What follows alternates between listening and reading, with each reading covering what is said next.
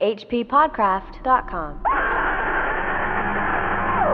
The House on the Borderland, 1908, perhaps the greatest of all Mr. Hodgson's works, tells of a lonely and evilly regarded house in Ireland which forms a focus for hideous otherworld forces and sustains a siege by blasphemous hybrid anomalies from a hidden abyss below.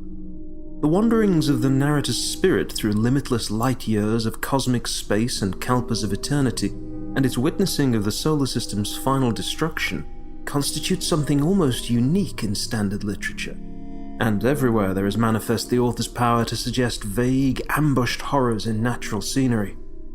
But for a few touches of commonplace sentimentality, this book would be a classic of the first water. That was Jon Hancock reading a quote from H.P. Lovecraft about the William Hope Hodgson classic, The House on the Borderland. And you are listening to the H.P. Lovecraft Literary Podcast. At HPPodcraft.com, I'm Chad Fifer. And I'm Chris Lackey. Man, that's a lot of names. I know. Well, I have one more name for you. Tony Lopez. Oh. He's back to chat with us again. Welcome, Tony. Hey, how's it going? I'm recovering. What are you recovering from? This crazy trip I took to the end of time.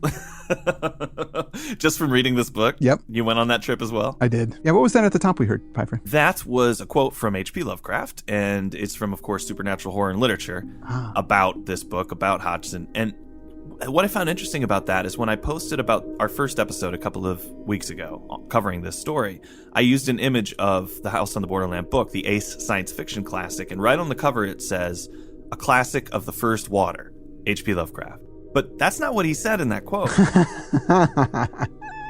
He says, but for a few touches of commonplace sentimentality, this book would be a classic of the first water. Yeah. They don't use ellipses in the quote either. It just starts capital A, a classic of the first water. So Well, that's a little misleading. It is. But Lovecraft's not going to complain. He's dead. Of the first water, people were confused about. They were debating that on Facebook as well. They thought maybe he meant of the first order. I know. I've never heard that phrase before, the first water. Well, I looked it up. It's a gem phrase. It's like if a diamond is of such high quality and you put it in water, you won't even be able to see it because there's no blemishes in it. So that's what that means. Oh, wow. Yeah. That's a cool phrase. I got to use that every once in a while. Yeah, it's a good thing to throw in there. And I hope somebody tries to correct me and then I could pull that out on them. That's a great thing about H.P. Lovecraft's essay, Supernatural Horror and Literature, is that the whole thing is written in H.P. Lovecraft.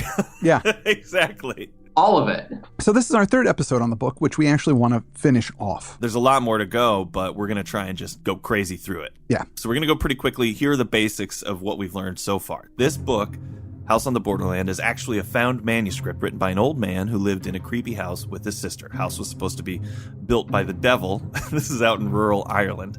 The manuscript was found in the ruins of the house over this giant pit these two guys found while on a camping trip.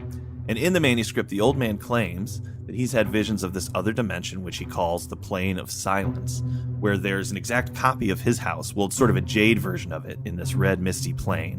Up in the mountains are all of the deities that ever were, and even some that he's never seen before. They live up there, and there's also a giant crazy pig monster in this other dimension. Now, back in the real world, there is this ravine that he calls the pit, which is behind the house. Ever since he had that vision, he has heard noises and sounds and things, and there's a bunch of swine creatures that have been coming up from the pit, and they've actually been trying to break into the house. These are physical things. He's fought them off, shot a bunch of them. One of them took out a hunk of his dog, Pepper.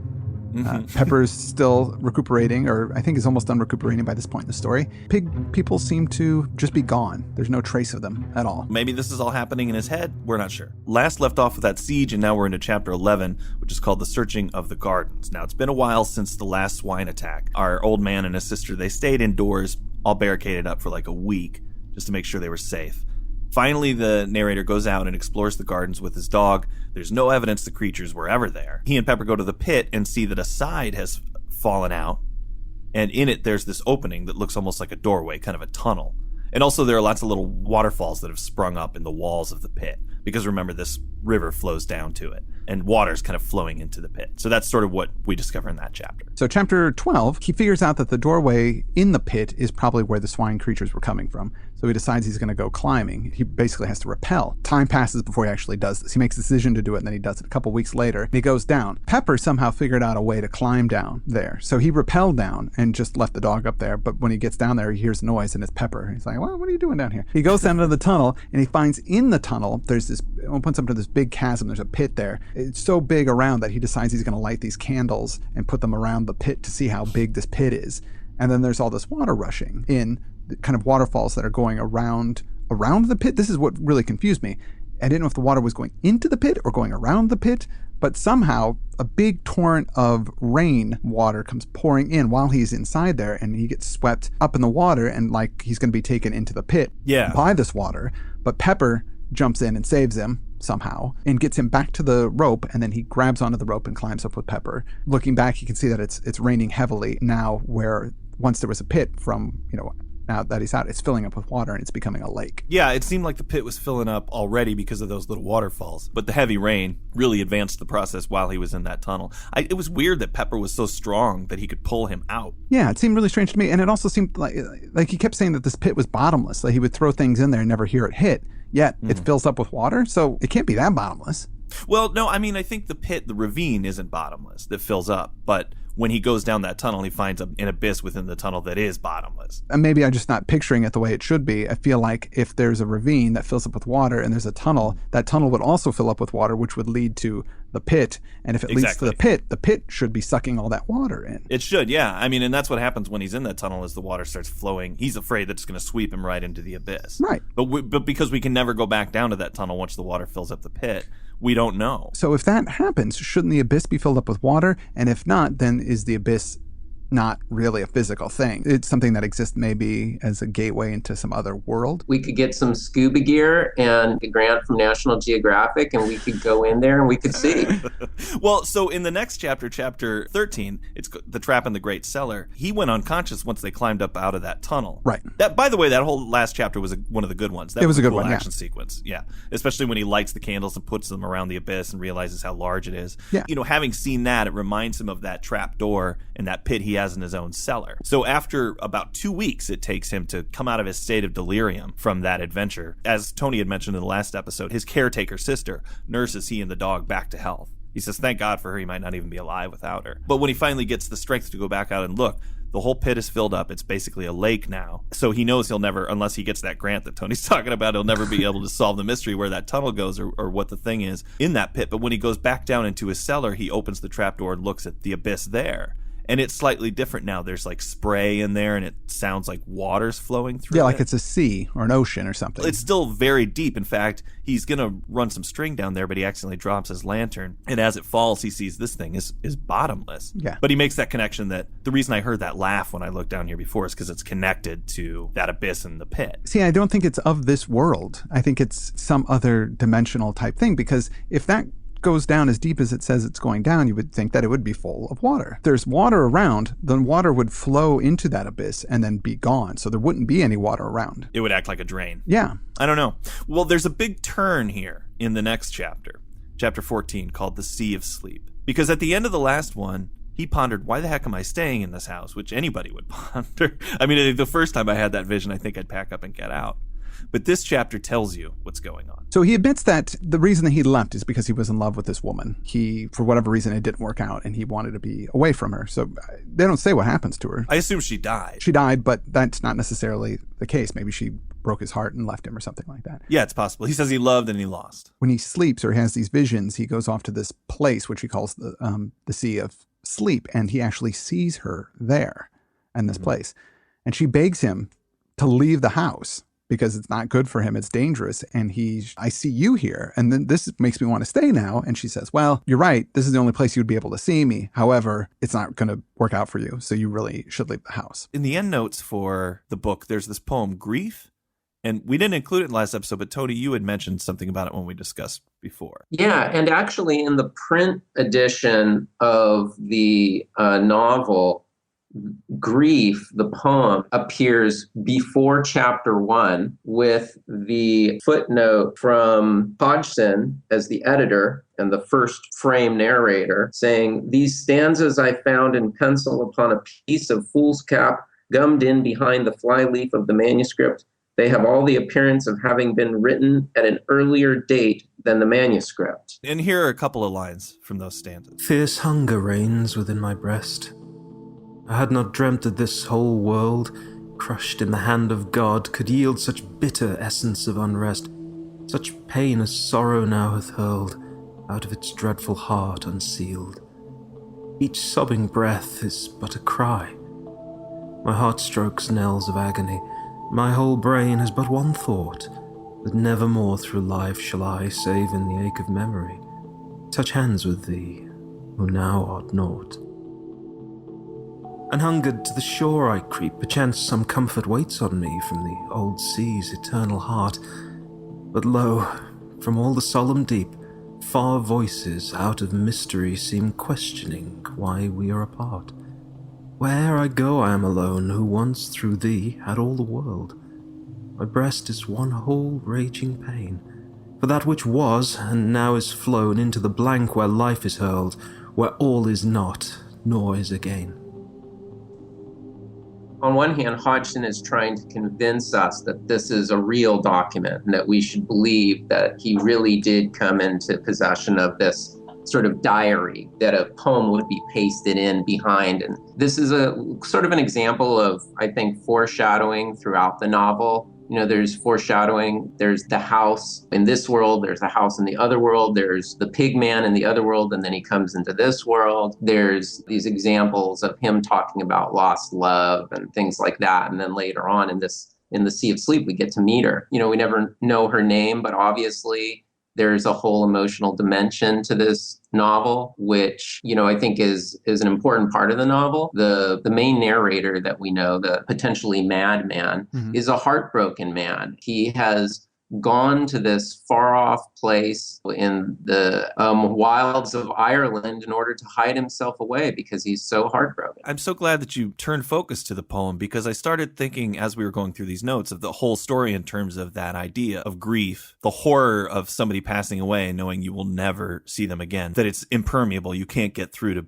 to be with them. And this story being about the real world that he lives in, and then this other version of it where he can see her but yet also has to witness, the death of the solar system. A lot of people compare Lovecraft's Rats in the Walls to this story. And if you think about that, it does have a similar thing where an incredibly grief-stricken old man moves to a house out in the wilds and then has to deal with a deep pit down below it where there's these dehumanizing forces. It's very similar. And it's all driven by that grief. So at this point in the book, things start going a totally different way. I don't really understand what all this stuff is about. Yeah, in the print version, it starts on page 162, and the final bit on this, whole space trip is page 260. So it's 97, 98 pages of this.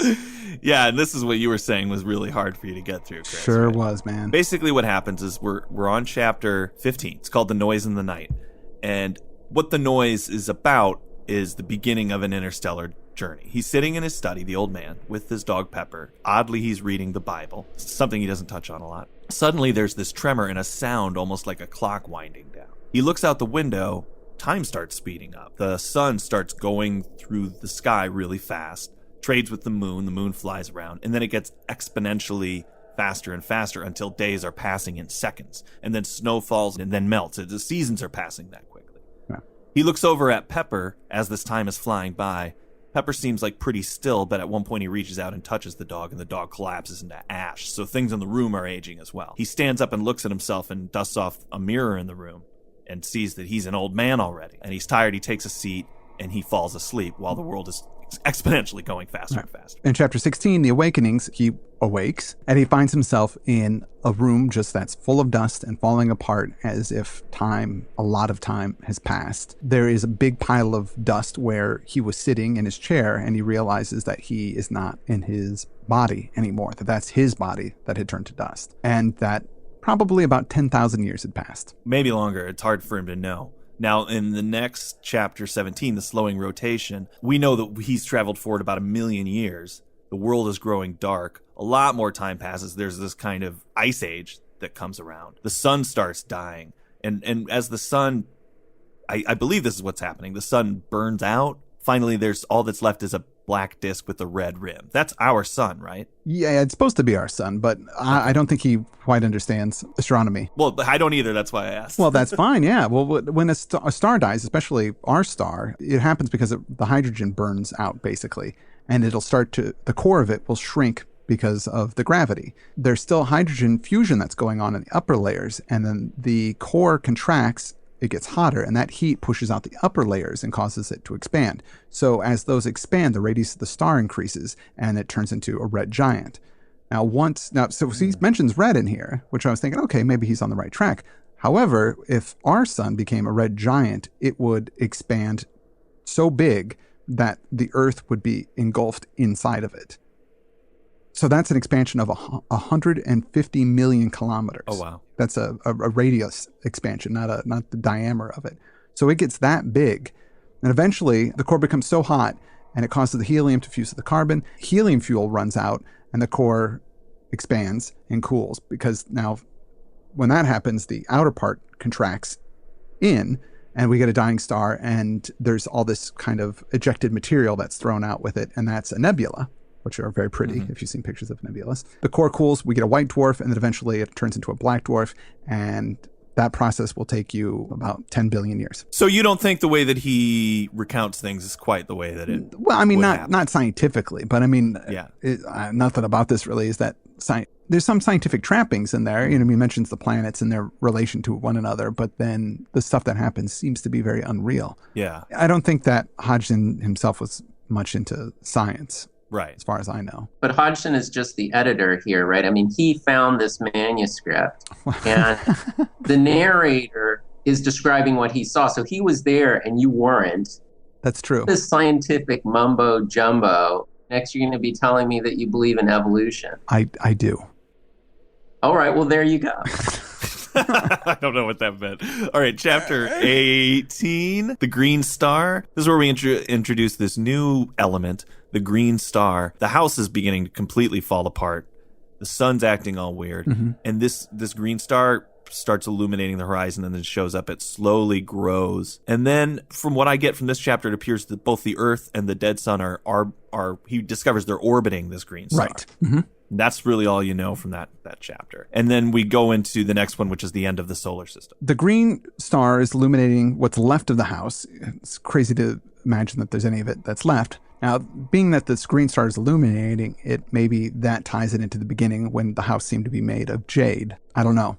And that's just something thrown out there. The ruins exist, and the swine things were climbing all over the ruins of this house. So it's as if they're kind of time machine style. They're what inherit the Earth, these swine things, Exactly. perhaps. Yeah. I guess. Yeah. That's what I get from it. And now he rises physically up into the sky and begins to orbit this green star. So he kind of becomes a celestial body himself. And that was interesting because he's traveled through all this time, and then it connects it to that earlier vision the first time he came there. Yeah. And then like that earlier vision, he goes up into the air and starts drifting away. At the end of this chapter, it says, "Suddenly an extraordinary question rose in my mind, whether this globe of green fire might not be the vast central sun, kind of the sun the whole universe revolves around, and that the dead suns make the green star their grave." And so we go to chapter 20, which is called the celestial globes. Yeah.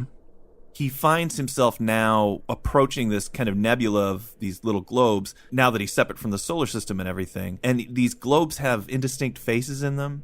And I got the sense that he becomes one of these globes. So it's almost like they're spirits or souls or something that are flying around this green star.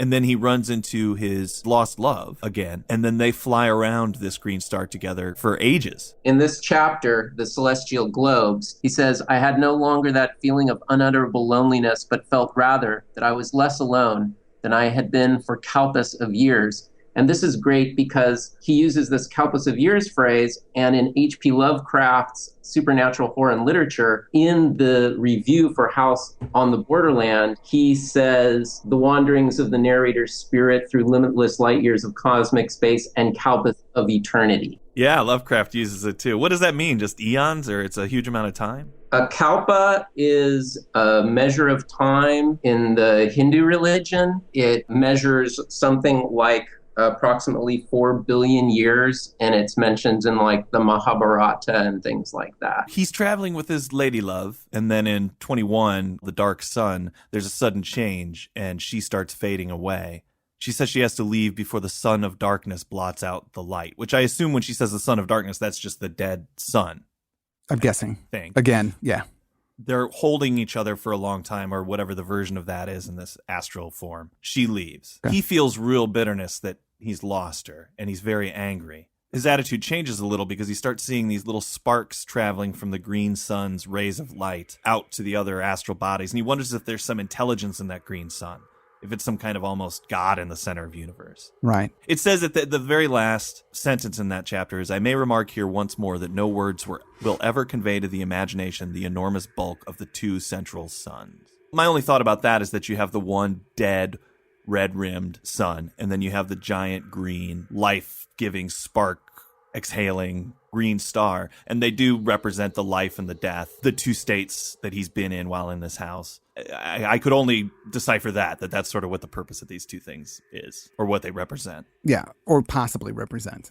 Yeah, possibly. Because I really don't know what the hell this is all about. In the print version, he spends 8 pages with his lost love. So that's a pretty significant chunk. When I was reading it, I was thinking like, oh, this is like heaven. He's in heaven. He's back with his lost love.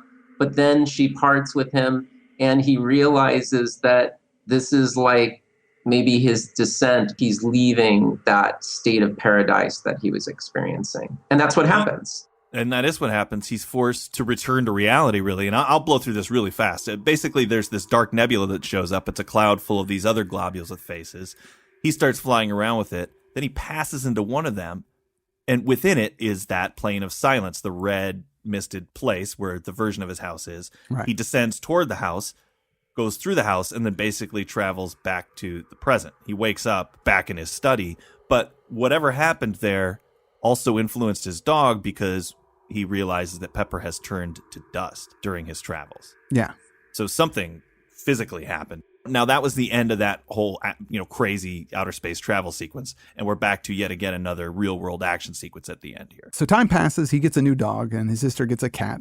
Cat's called Tip. One night, the animals, they are outside and they go crazy. They hear something out there, like footsteps going around out in the yard by where the dogs are. Outside in the gardens, the dog moaned strangely. Suddenly from the cat there came a fierce long screech. I glanced jerkily in its direction. Something luminous and ghostly encircled it and grew upon my vision. It resolved into a glowing hand, transparent with a lambent greenish flame flickering over it. The cat gave a last awful caterwaul, and I saw it smoke and blaze. My breath came with a gasp, and I leant against the wall. Over that part of the window there spread a smudge, green and fantastic. It hid the thing from me, though the glare of fire shone through dully. The stench of burning stole into the room. A glowing green hand touched the cat and made it burst into flames and burnt to ashes. Yeah. Right? Okay. That's what I got out of that. I'm making sure that we're on the same page there. And it did something to the dog. Yeah. It touched the dog's hindquarters. The thing about that glowing green stuff is that even way back in the first chapter of this narrator's frame, I believe that he describes the candles as going green. He does. So there's this green light thing throughout. Yeah, that's right. In the next chapter, The Thing from the Arena, he resolves that that's what this thing is. From that first vision that he had where he was chased by that pig thing and he floated up into the sky. That was a different pig thing than the pig people that attacked his house. Whereas that pig thing was a green glowing pig thing. The things that attacked his house were flesh and blood. Now, when he goes to check on the dog the next day, the dog won't take any food. He's drinking a lot of water. The dog's pretty sick, and it's licking at its wound. The narrator, at one point, is comforting the dog, and the dog, after licking his wound, licks his hand, which is significant in a minute. At night, when he's hearing the dog stir around in the kennel, he sees this light and can't figure out what it is. And then he realizes, oh my God, I can see the wound from in here. It's glowing. He actually sees the creature. He falls asleep or something, and then he hears that padding noise, and then through the side window he sees a vast misty swine face over which fluctuates a flamboyant flame, and he realizes it's a thing from the arena. And then it comes to the door and he finds himself opening the door for it. He can't stop himself. It's like he's possessed. He has to put forward all of his mental effort to tear his hands away from pulling the bolt out and letting this thing in. The next day, when he looks at the dog's wound again, he sees that it has this whitish fungoid appearance. It's grown. So he managed to stop himself from letting the thing in, but whatever that wound is, it's growing. And then in the next chapter, the luminous speck, he realizes that it's moved on to his hand. He had a cut on his wrist that the dog licked, and now he's got the disease. Very color out of space at this time. Right. And he remembers that's what caused it, that it was from the dog licked his hand. And he makes those connections in this chapter. Early the next day, he goes out and shoots the dog, buries it. Yeah, it said the foul growth had almost hidden its left side. That's how nasty it had got. He's freaking out a little bit and realizes he's praying, and which is something he doesn't do much of. The disease is growing on him and changing him. He says it's been 6 days and he hasn't eaten anything, just like the dog hadn't. It's night, he's sitting in his chair, and here's some excerpts from the end of this chapter. I'm swathed in terror. I feel ever the burning of this dread growth. It has covered all my right arm and side, and is beginning to creep up my neck. Tomorrow, it will eat into my face. I shall become a terrible mass of living corruption. There's no escape. Yet a thought has come to me, born of a sight of the gun rack on the other side of the room. I have looked again with the strangest of feelings. The thought grows upon me. I think I must have been dozing. Hush! I hear something down in the cellars. It's a creaking sound. My God, it's the opening of the great oak trap. What can be doing that? The scratching of my pen deafens me. I must listen. There are steps on the stairs, strange padding steps that come up and nearer. Jesus, be merciful to me, an old man. There's something fumbling at the door handle. Oh, God, help me now. Jesus, the door is opening, slowly. There's something... And that's the end of that chapter. You have the total Lovecraftian cutoff there. Right. He got pulled away apparently while he was writing. Mid-word. Right, and not only that, but it even says... in the note, it says, from the unfinished word, it is possible on the manuscript to trace a faint line of ink, which suggests that the pen has trailed away over the paper, possibly through fright and weakness. And then we have our final chapter 27 conclusion. So we're back with Tennyson and Berignog, and they seem to have read the manuscript maybe out loud to one another, and they're kind of reeling at the end of this tale. They're just sort of sitting there, shocked. And Berignog asks if the narrator was mad to Tennyson, and Tennyson shouts, "No!" And he sort of stomps off and walks away. So Berignog was thinking it was kind of a literal thing, but maybe not, because Tennyson's conviction is sort of moving him to think this is really strange. Days pass, and there's a general sour mood between the two. They just don't talk much. Tennyson actually picks it up and reads the whole thing again. And then their driver, remember, there was a driver that was going to let them stay there for 2 weeks. He dropped them off and he's going to come back. He comes back, and then Tennyson, well, will you go into town and ask the locals if anybody there knows anything? We'll pay you for it if you just do this for us. And he goes, yeah, okay, sure. So he goes into town. He comes back and says, yeah, I found this real old guy who said he did know something about the house. So he says, well, this really old guy said when he was a kid, there was a stranger that came into the village and turned off down the road in the direction of the house. The guy came back later again, and this time he went through town, but he had an older woman with him and a bunch of donkeys that had a bunch of stuff on the donkeys. He never talked to that guy. Nobody talked to that guy except one dude in the town who would go in and bring supplies back and forth.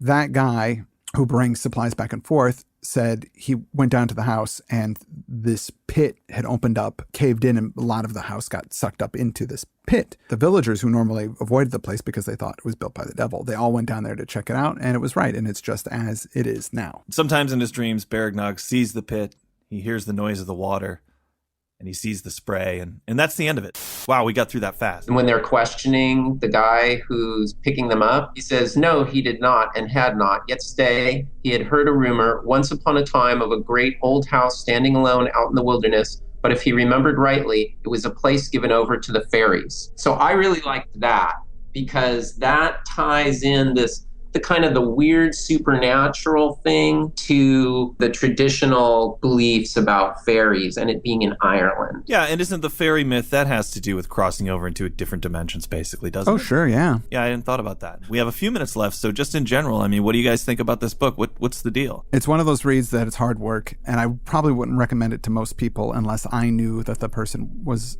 somebody that didn't mind working a little bit harder to read something. And if they did, and they liked weird fiction, I would totally recommend this story because it is interesting in many ways. It just feels very different from anything that I've read before. I really liked the ending of it, which clearly influenced Color Out of Space. I really liked the beginning with the siege of the monsters.